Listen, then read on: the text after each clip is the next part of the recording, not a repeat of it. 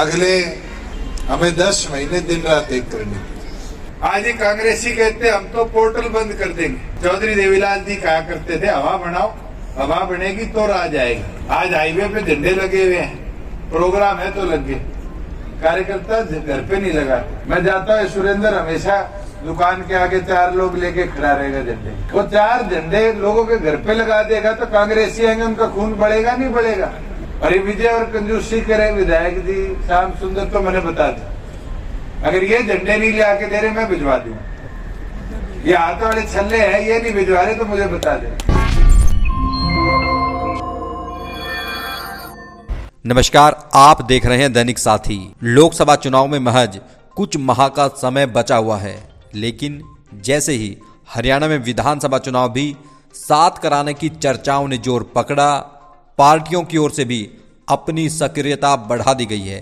जानकारों की माने तो बीजेपी इस मामले में अन्य पार्टियों के मुकाबले कहीं आगे खड़ी हुई दिखाई देती है। कांग्रेस जहां अभी तक संगठन तक नहीं बना पाई, वहीं बीजेपी ने बूथ ही नहीं पन्ना प्रमुख तक बनाकर एक लंबी फौज खड़ी कर दी है। वहीं दूसरी ओर भाजपा के साथ सत्ता में सहयोगी जननायक जनता पार्टी भी अब कोई कोर कसर छोड़ना नहीं चाहती। पार्टी की ओर से बूथ को मजबूत करने के लिए अनेक कार्यक्रम चलाए जा रहे हैं। इसी कड़ी में शुक्रवार को हरियाणा के डिप्टी सीएम दुष्यंत चौटाला रेवाड़ी जिले की बावल विधानसभा में पहुंचे, लेकिन यहां पर डिप्टी सीएम ने कार्यकर्ताओं को लेकर कुछ ऐसा कहा कि वह सख्ते में आ गए। इतना ही नहीं, मंच से ही दुष्यंत ने कार्यकर्ताओं की क्लास लेते हुए जमकर नसीहत भी दी। कहा हवा बनेगी तो राज बनेगा। आज पार्टी का कार्यक्रम है तो झंडे लगा दिए गए, लेकिन आने वाले दिनों में कार्यकर्ताओं को दिन रात मेहनत करने की जरूरत है ताकि राज बनाया जा सके। अब आपको दिखाते हैं किस तरह से डिप्टी सीएम दुष्यंत चौटाला ने आसलवास में कार्यक्रम के दौरान कार्यकर्ताओं को नसीहत दी। यही विनती आग्रह करूंगा कि संगठन की ताकत को मजबूती देने के लिए अगले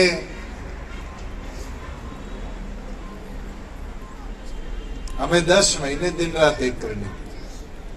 साथियों, काम बहुत करे 4 साल, मगर उन काम को धरातल पर प्रचार के माध्यम से अंतिम व्यक्ति तक पहुंचाना बेहद जरूरी है।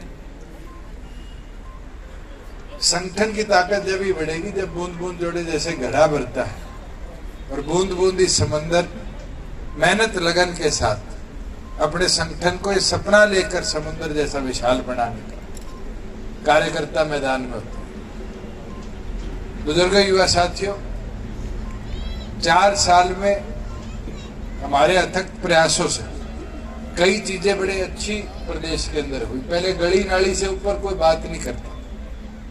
आज पहली मांग आपके गांव की है कि गांव के अंदर शादी समारोह के लिए कम्युनिटी सेंटर बनवाए। और मैं सरपंच साहब को भी कहना चाहूंगा कि आप जल्द से जल्द ग्राम सभा का रेजोल्यूशन, अब सीओ ऑफिस में नई हिदायतें आ गई कि सीओ जिला परिषद के पास गांव की जनसंख्या के हिसाब से कितना बड़ा कम्युनिटी सेंटर बन सकता है, इसकी हिदायतें हमने भेजने का काम है। उस हिसाब से जमीन दे दो सरकार को, और जैसे ही दोगे उसके पैसे भी हम मंजूर कर देंगे कि गांव के अंदर कम्युनिटी सेंटर। जहां लाल डोरे की बात है, ये प्रयास हमने शुरू किया देश के 8 प्रदेशों में है कि देश को लाल डोरा मुक्त करने का। गांव के अंदर अंग्रेजी हुकूमतों ने लाल डोरे बना के छोड़ दिया और गांव की बसासत 4-4, 5-5 गुना बढ़ गई। सबकी एक मांग आती थी कि लाल डोरे का विस्तार हो, लाल डोरे का विस्तार। ये हमारे प्रयास थे कि डिजिटल ड्रोन मैपिंग के माध्यम से प्रत्येक गांव को हमने लाल डोरा मुक्त बनाने का सपना है और हम कामयाब रहे। 6800 गांव है, 6800 के 6800 गांव में आज ड्रोन मैपिंग कंप्लीट। कई जगह जो पुराने कागज पे या लट्ठे पे नक्शे थे, उनमें और डिजिटल नक्शों में फर्क आया। आपके गांव की भी ये दिक्कत है कि उसका रीअलाइनमेंट करिए। कोई भी एक आदमी अपने मोबाइल पे हरियाणा सरकार की ऐप खोल ले। आज ये अधिकार आप लोगों को दे दिया कि अपनी ऑब्जेक्शन जाकर बीडीओ के पास जमा नहीं कराना। आप अपने मोबाइल से सरकार को बता सकते हो कि मेरे लाल डोरे के अंदर पहले मकान था, अब बाहर हो गया, उसको तुरंत दुरुस्त कर दिया जाता। 25 लाख प्रॉपर्टीज है जो गांव में है, 5 लाख की रजिस्ट्रियां भी होगी। जो 20 लाख के अंदर ऑब्जेक्शन आई है, कोई 2 भाई हिस्सेदार थे, एक भाई शहर में रहने लगे, वो एक भाई के नाम चढ़ गई, ऐसी कोई दुरुस्ती त्रुटियां ठीक करनी, वो समय के साथ होती रहेगी। मगर ये प्रयास तो अच्छे कदम की ओर था। आज ही कांग्रेसी कहते हम तो पोर्टल बंद कर देंगे। मुझे ये बताओ, कांग्रेस का राज था, किसी के फसल खराब हो जाती थी तो एसडीएम दफ्तर के कितने धरने देने पड़ते थे। आज ये मोबाइल की ताकत ये है कि 2 मिनट में फोटो खींच के क्षतिपूर्ति पे आप बता सकते हो मेरे ये फसल खराब हो।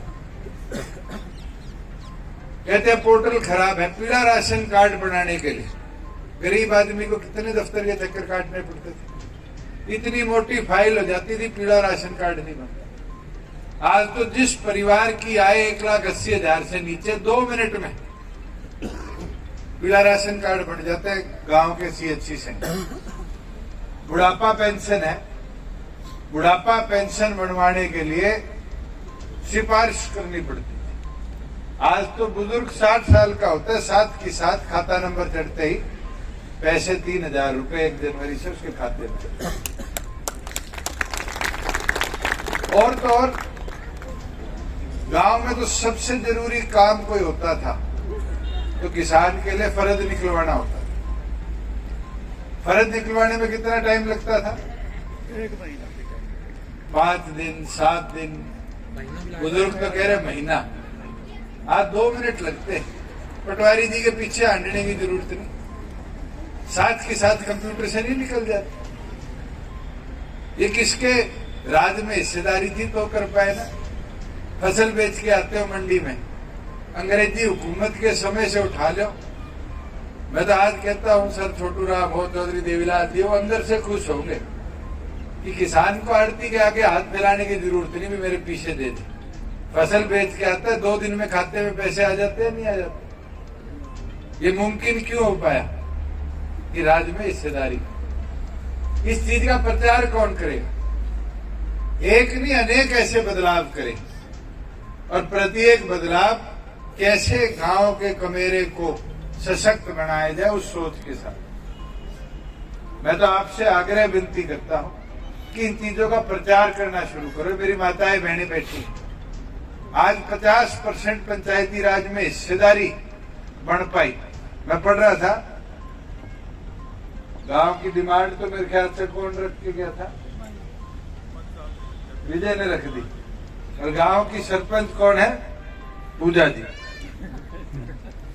आज 50% गांव में हिस्सेदारी औरतों की होगी। 33% राशन डिपो की मालिकन अब धीरे धीरे औरतें बढ़ जाएगी। मुमकिन क्यों हो पाए? क्योंकि राज्य में हिस्सेदारी है। छोरे छोरियां पेपर देने जाते थे, बावड़ वाले को कहा सेंटर मिलता था? यमुनानगर। एक दिन जाने का, एक दिन आने का, पेपर दे या रास्ता काटे। आज तो 50 किलोमीटर के रेडियस के अंदर युवा साथियों को पेपर देने की व्यवस्था हमने बना रही। मगर साथियों, इसका प्रचार हम नहीं करते। चौधरी देवीलाल जी कहा करते थे, हवा बनाओ, हवा बनेगी तो राज आएगी। अब हवा बनाने के लिए तो प्रचार करना पड़ेगा। आज हाईवे पे झंडे लगे हुए हैं, प्रोग्राम है तो लगे, कार्यकर्ता घर पे नहीं लगाते। मैं जाता हूँ, सुरेंद्र हमेशा दुकान के आगे 4 लोग लेके खड़ा रहेगा झंडे। वो 4 झंडे लोगों के घर पे लगा देगा तो कांग्रेसी आएंगे, उनका खून बढ़ेगा नहीं बढ़ेगा?